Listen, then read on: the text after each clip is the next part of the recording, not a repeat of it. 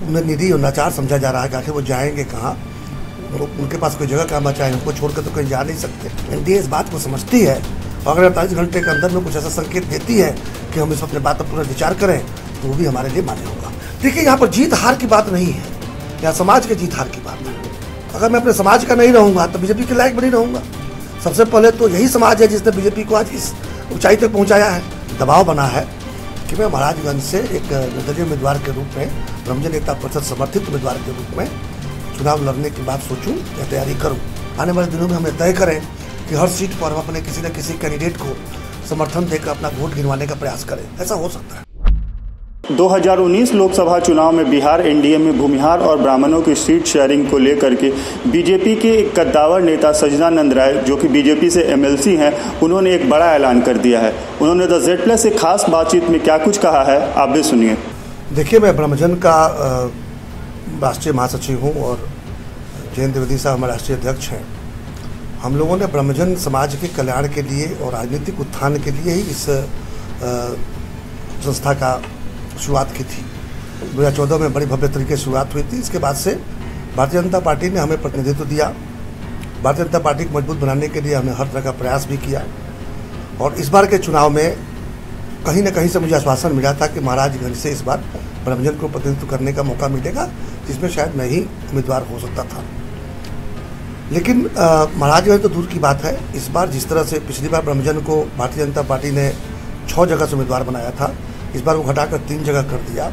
उसमें भी गिराज बाबू वाला आपको पता होगा किस तरह से मजाक बनाया गया। इन सब से हम लोग बहुत आहत हैं। ब्रह्मजन समाज को इस तरह की बात भी सुनने को मिली है कि उन्हें निरी और लाचार समझा जा रहा है कि आखिर वो जाएंगे कहाँ, उनके पास कोई जगह कहाँ बचा है, उनको छोड़कर तो कहीं जा नहीं सकते। तो ऐसी स्थिति में हम लोगों ने आज एक विचार बैठे थे, बड़ी गोष्ठी चली, 4-5 घंटे हम लोग बैठे, सारे हमारे प्रबुद्ध समाज के लोग आए थे और सबका ये विचार बना है। हालांकि मैं एक विधान पार्षद हूँ भारतीय जनता पार्टी की तरफ से और मैंने तो ऐसा कुछ नहीं सोचा था, लेकिन समाज की तरफ से बहुत पुरजोर सिफारिश आई है, दबाव बना है कि मैं महाराजगंज से एक निर्दलीय उम्मीदवार के रूप में, ब्रह्मजन एकता परिषद समर्थित उम्मीदवार के रूप में चुनाव लड़ने की बात सोचूं या तैयारी करूं। मैंने अभी 48 घंटे का समय मांगा है कि मुझे सोचने दीजिए, मैं भी जरा अपने घर में विचार कर लूँ और परसों तक मैं अपना निर्णय ब्रह्मजन एकता परिषद को बता दूंगा। हो सकता है कि मैं अगर आप इस सुझाव का पालन करूं और ब्रह्मजन के उत्थान के लिए एक लड़ाई में लड़ूं भी, या भी हो सकता है कि हमसे कोई ज़्यादा सुयोग्य उम्मीदवार अगर दिख जाए तो मैं आग्रह करूं कि ब्रह्मजन एकता परिषद उस उम्मीदवार का समर्थन करे। या अगर भारतीय जनता पार्टी एनडीए इस बात को समझती है और अगर 48 घंटे के अंदर में कुछ ऐसा संकेत देती है कि हम इस अपने बात पर पुनर्विचार करें तो वो भी हमारे लिए मान्य होगा। फिलहाल आप बीजेपी से नाखुश है टिकट बंटवारे से? नहीं, बीजेपी से तो नाखुश है ही, ये तो कहने की बात ही तो दिख ही रहा है।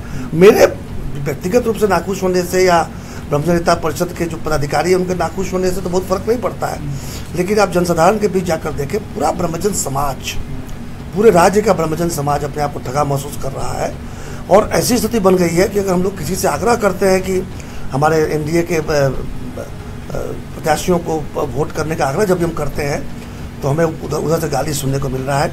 और ये बात हमने एनडीए के खास करके भारतीय जनता पार्टी के शीर्ष नेतृत्व को बता भी दिया है। निरुत्तर है, उनके पास कोई तर्क नहीं है कि आखिर हमारा हाल ऐसा कैसे हो गया, हम इतने लाचार और निरीह कैसे बन गए। तो अगर उनके पास उत्तर नहीं है तो निश्चित रूप से समाज के एक प्रबुद्ध रूप होने के नाते ब्रह्मजन एकता परिषद पर विचार कर रही है। उसके अपने सुझाव आए हैं, जिसमें से एक सुझाव ये भी है कि मैं चुनाव स्वयं लड़ूँ। इन सब बातों पर विचार किया जाएगा और 48 घंटे के अंदर हम लोग निर्णय लेकर प्रेस कॉन्फ्रेंस के माध्यम से पूरे बिहार को बता देंगे। आप पार्टी में एक सीनियर नेता है, आपकी पार्टी में बहुत अच्छी पकड़ है बीजेपी में, आपके शीर्ष नेताओं से बात हुई थी क्या टिकट बंटवारे पर?